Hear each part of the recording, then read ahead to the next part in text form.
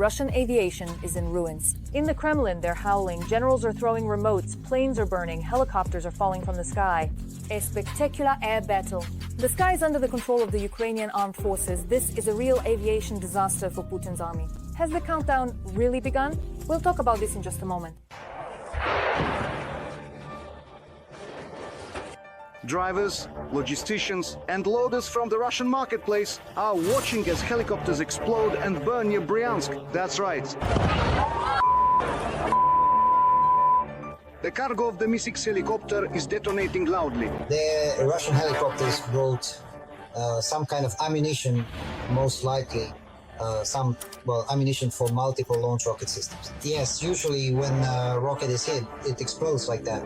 The Mi-6 was completely burned, and another Mi-35 was damaged. And here, a Russian Su-35 fighter jet is burning. According to the Air Force, the enemy aircraft was shot down in the Kursk direction. Exactly how it happened has not been officially reported. There is a version that, for the first time in history, our F-16 won an air battle against the Russian Su-35. In terms of its characteristics, the Su-35 is superior. So the F-16 was being guided by an AWACS aircraft. Is that right? And the point is that we have already received the Swedish subs. Well, quietly, maybe we've received them. And another successful operation took place in the Nizhny Novgorod region at the Savazleyka airfield. According to preliminary data from the General Staff of the Armed Forces of Ukraine, MiG-30 and Su-30 or 34 aircraft were hit. Aeroballistic Kinzhal missiles, which the Russians used to attack the Ukrainian rear, are regularly launched from this airfield. With the expansion of some of our capabilities, I'm talking about the possibility of deploying F-16s, Mirages, together with, for example, ground-based air defense systems or advanced reconnaissance and detection systems that Sweden has promised us. I think reports about the loss of Russian aircraft will become more frequent. So, since the beginning of summer, according to official data alone, Ukraine's defense forces have neutralized nearly 50 enemy aircraft. The main strike occurred on June honest. In a single day, a third of Russia's strategic bombers were hit at 4 enemy airfields. Operation Spiderweb actually dealt a rather significant blow to the capabilities of strategic aviation, substantially reducing the size of their aircraft fleet. Russian strategic aviation has not suffered losses like this since its very inception. According to the Security Service of Ukraine, more than 40 aircraft have been neutralized. The damages amount to $7 billion. For the most part, these are Soviet-era strategic bombers of various Tu models. Restoring such equipment is extremely difficult. Is it even possible at all with modern Russian capabilities under sanctions? Modern Western components are hard to obtain due to sanctions. So where did the Russians put their old Soviet ones? Our experts say that Russia did not preserve the Soviet legacy. For example, the decline of the Kazan plant, where during Soviet times they produced those very Tu-22 M3 and Tu-160 bombers, which now can't fly because of the Pavutina. After the collapse of the Soviet Union, the Kazan aviation plant fell into decline, and the workshop for manufacturing this aircraft was completely destroyed. The working design documentation for 2 of these types was lost. Among other things, the Russians also lost the technology for producing the titanium beam. This is the so-called backbone for the Tu-160. The entire aircraft was built around it. The problem here is that this is a large beam that is welded using a vacuum method, and at that time the Kazan aviation plant was taught how to weld in a vacuum by the Patton Institute and Patton's engineers. At one time, Russia lost a significant amount of intellectual property, which now prevents them from restoring their production capabilities. Moreover, the successful operations of Ukraine's defense forces are also hindering the aggressor country's aircraft designers. At military factories in Kazan, near Rostov and Ryazan, something is constantly exploding. The factories are under attack from our drones. I hope that even if we receive longer range missiles, then they will be under missile strikes as well. So, when it comes to restoring the strategic Soviet aircraft that launch long-range missiles deep into Ukraine from the Russian rear, things are complicated. But they do manage to restore more modern frontline fighters like the Su-30, Su-34 and Su-35. We've created a huge number of problems for the Russians, but for now their strategic aviation is still flying, and we may have to repeat something like Operation Web 2. According to the General Staff of the Armed Forces, since the start of the full-scale war, Russian losses are estimated at least 416 aircraft and 337 helicopters. Rostislav Sisoyev, We Are Ukraine, the United News Marathon. What a turn of events in Pokrovsk. The Russians are hiding in the bushes, trembling with fear. Ukrainian Armed Forces drones are going on a targeted hunt, an epic video. They sweep away everything in their path. They try to escape on motorcycles, but it's in vain. The fierce revenge of the Ukrainian defenders is breathing down their necks. An urgent change of tactics. See next how the fierce battle for Pokrovsk is unfolding right now. Our drone hovers over enemy positions for a few seconds, and the occupiers are already on fire. Well, they prism a little bit. Did he miss a little or what? Yes.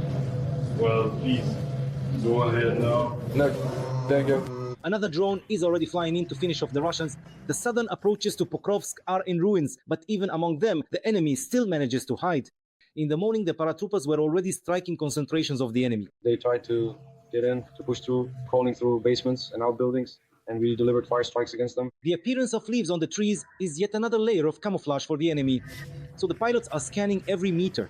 And here at the command post, they scrutinize every suspicious object and every rustle of the branches. But it was the wind. Branches swayed. He saw something. So he was in the bushes, right? Potentially. Well, it seems like he did. It used to be easier to spot them because there was no greenery. And we could see them, 3 kilometers away from the front line. But now the greenery has grown up, and in the areas that are greener, they can move around freely. And closer to the front line, there are only barren, dry trees left standing in the area. So that's where we start to observe them. And Every voice matters. Join our community, support independent journalism and help us bring you the truth from Ukraine. Become a member of Ukraine Today. Join us now. In this greenery, the soldiers noticed some suspicious movement. A vehicle is already heading there. The defenders were not mistaken. The drone explodes and they run out from the bushes. oh, there are two of them. One is already wounded. Oh no, they're appearing. Ground, do you copy? The cover.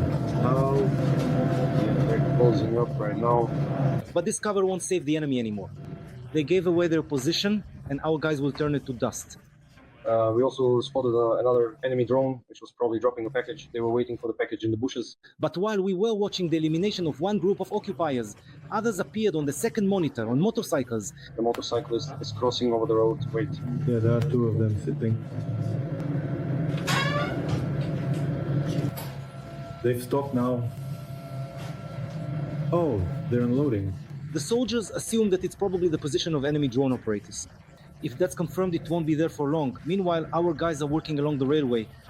They've spotted an enemy group there and at the mine where the Russians are gathering.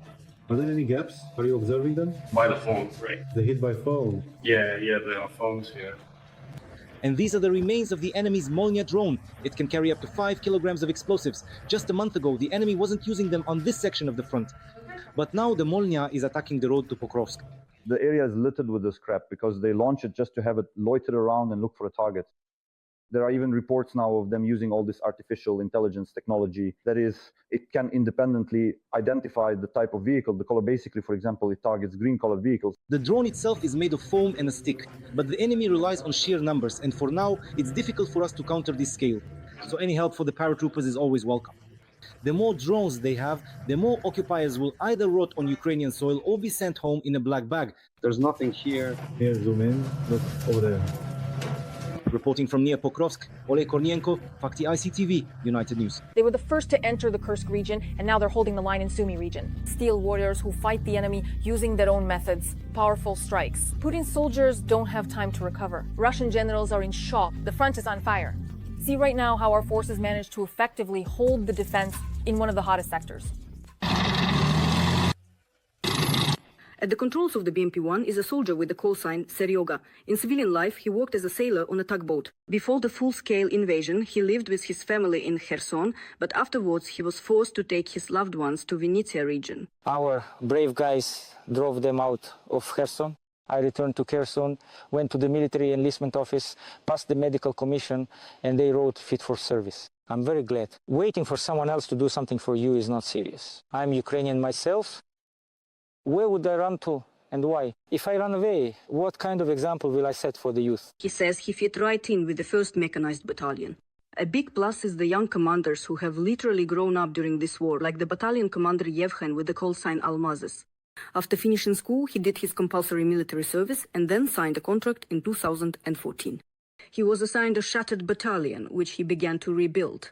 By the start of the Kursk operation in 2024, it had become a powerful unit that went to strike the enemy on their own territory. First, they started to deploy Koreans in this sector, and we were the first to immediately spot them.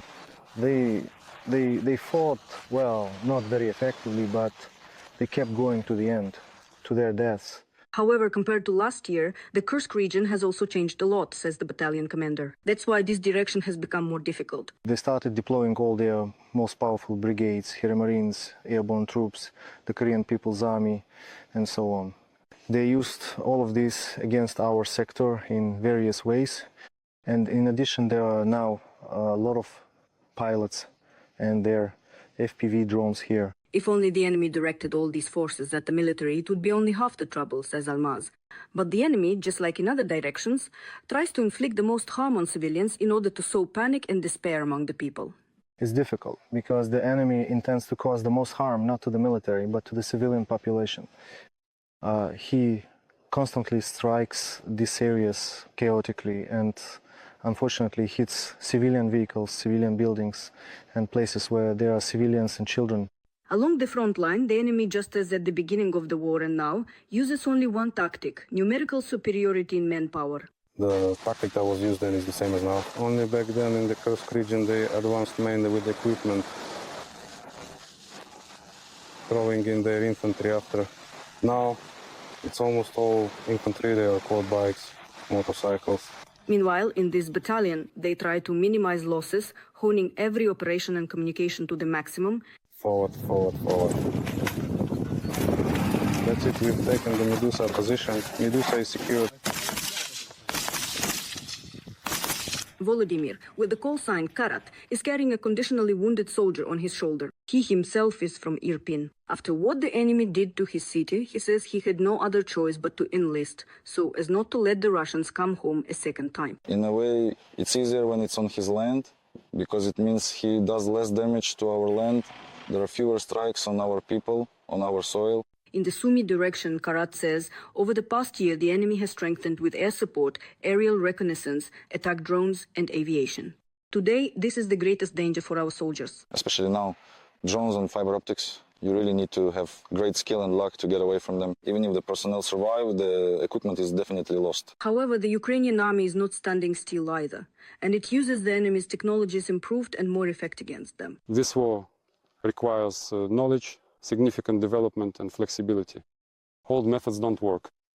Those old ones, the ones who write the books, they don't work. What works is constant creativity. And of course, motivation plays a significant role, because every soldier knows why he is here and for whom. We are fighting so that our families are safe, for our wives, for our children, for our parents. I want them to be able to decide for themselves what to do, where and how. Reporting from Sumy region, Olesya Borovik, Alexander Oleksienko. We are Ukraine, Marathon, United News.